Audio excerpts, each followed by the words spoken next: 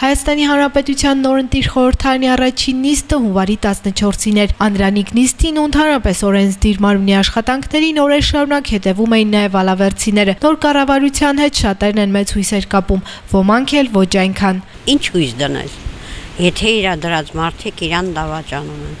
Դե ինքը ինչ որ անում է ճիշտ է անում, ինչ որ ճիշտ ուղիով են աշխատում։ Շատ լավ սպասելիքներ ունենք։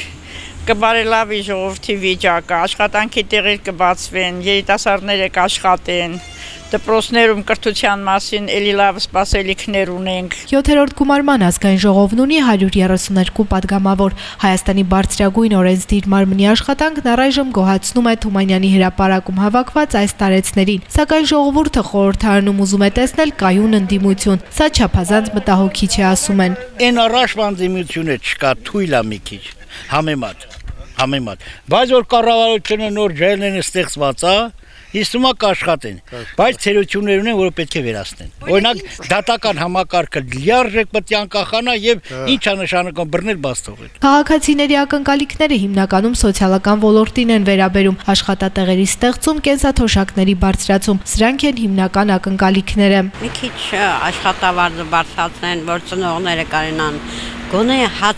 հացը լրիվ առնեն, տան կուշտ ու երեխան։ Կուզեի, որ գյուղատնտեսությունը ավելի զարգանար, գյուղացիների վիճակը բարվոք լիներ, կցանկանայի, որ մարդիկ հնարավորություն ունենան ավելի լայնեն իրանց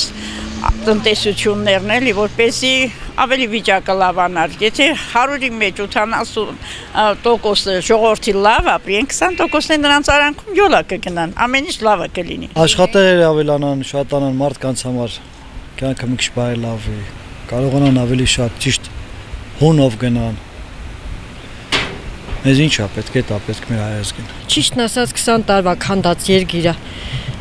Մի քիչ համբերություն է պետք։ Ուրիշ ոչ մի բան։ Ուղղակի կադրային քաղաքականությունը Նիկոլ Փաշինյանի մի քիչ այն չի, շատ երիտասարդ կադրեր են։ Հարկավոր է, որ դրանք փորձ ունենան։ Մինչև փորձ կունենան, մի փորձաշրջան էլ կանցնենք։ Չգիտեմ, ամեն դեպքում ես մեծ հույսեր ունեմ։ Մերի Կոլոլյան, Արմեն Հովսեփյան, լուրեր։